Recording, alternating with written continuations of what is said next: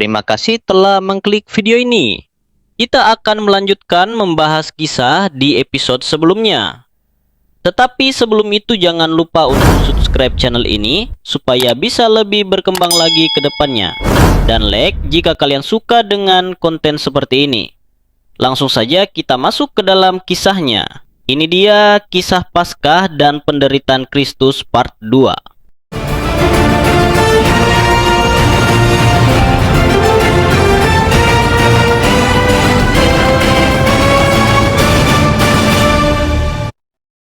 Bapakku, biarlah kehendakmu terjadi. Kamu telah tertidur. Tidakkah kamu sanggup berjaga-jaga 1 jam dengan aku? Saatnya sudah tiba. Lihatlah, aku diserahkan ke tangan orang-orang berdosa. Salam, ya guru. Yudas, apakah dengan salam ini kamu mengkhianati aku? Yudas, kamu pengkhianat. Paksa kalau melawan. Tunggu, siapa yang kamu cari? Yesus, orang Nazaret. Akulah dia. Aduh, ada apa ini? Ketika dia berkata kepada mereka, akulah dia, terjungkalah mereka ke belakang. Itulah dia, tangkap. Kamu tidak boleh tangkap guruku. Aduh. Hentikan, Petrus, sorongkan pedangmu. Kalau aku ingin, aku bisa meminta Bapakku untuk mengirimkan ribuan malaikat untuk membantu aku. Tetapi aku tidak ingin karena kejahatan ini harus terjadi. Dia memotong telingaku. Apakah kamu datang untuk menangkapku seperti melawan penyamun dengan pedang? Setiap hari aku duduk bersama kamu mengajar di dalam bait suci. Kamu tidak menangkap aku, tetapi semua ini sedang terjadi supaya nubuat para nabi digenapi. Tuhan, tolong aku. Ini, telinga baru. Kalau kamu mau menangkap aku, biarkanlah murid-muridku pergi. Ini mujizat, dia menyembuhkan telingaku. Tangkap dia. Jangan pedulikan yang lain. Mari kita pergi. Semua murid melarikan diri karena takut. Jalan terus. Mereka ingin menyelesaikan hal-hal ini sebelum banyak orang tahu. Mereka membawa Yesus ke tempat di mana para imam dan para saksi sudah berkumpul. Mereka bilang, kamu mengaku sebagai Mesias dan mengatakan Tuhan adalah Bapamu. Juga mengatakan kamu bukan dari dunia ini. Apa jawabmu tentang hal-hal ini? Aku telah mengajar di rumah-rumah ibadah dan di bait suci. Aku tidak mengajar diam-diam. Mengapa kamu bertanya kepadaku? Tanyakan kepada mereka yang mendengarkan aku. Mereka tahu apa yang kuajarkan.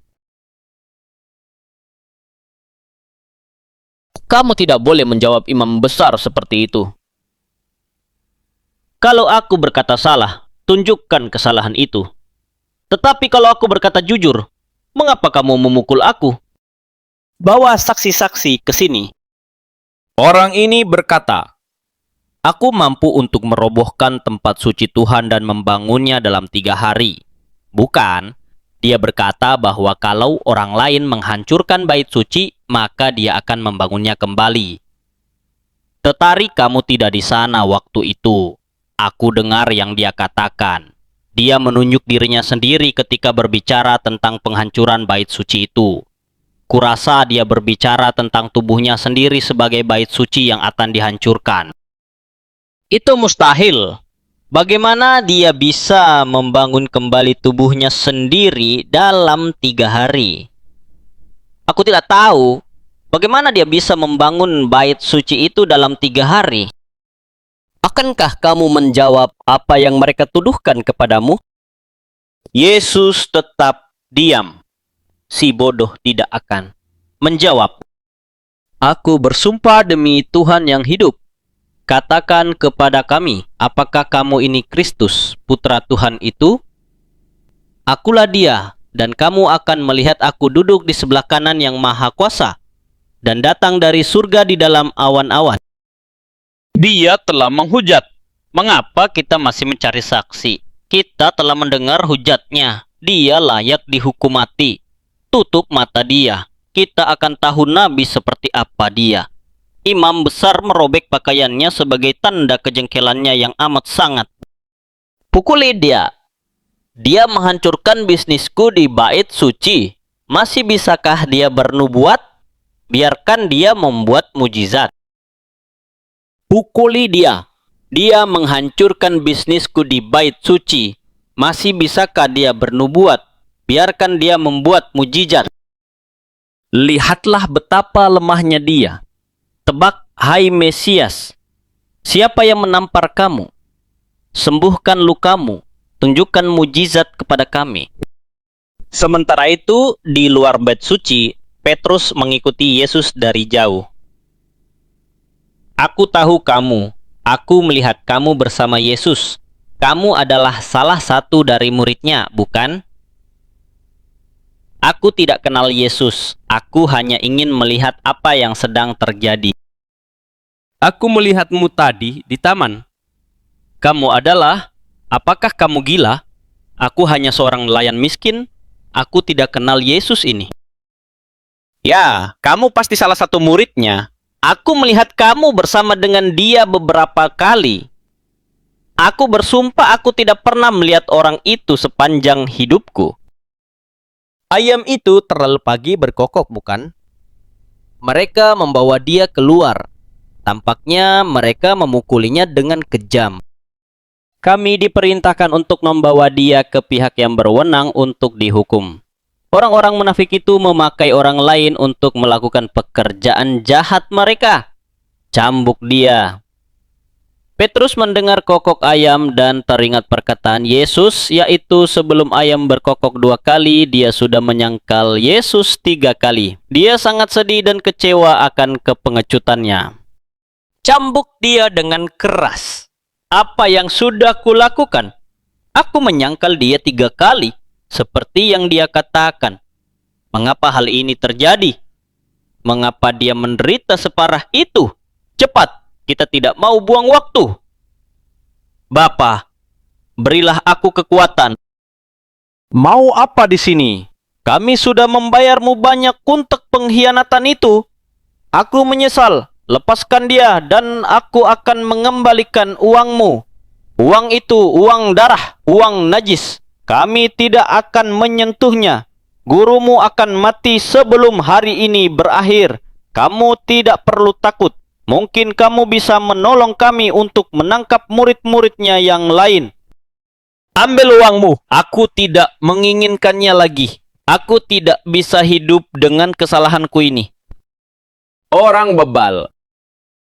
Aku tidak bisa tahan dengan hal ini. Tuhan, aku berbuat salah besar.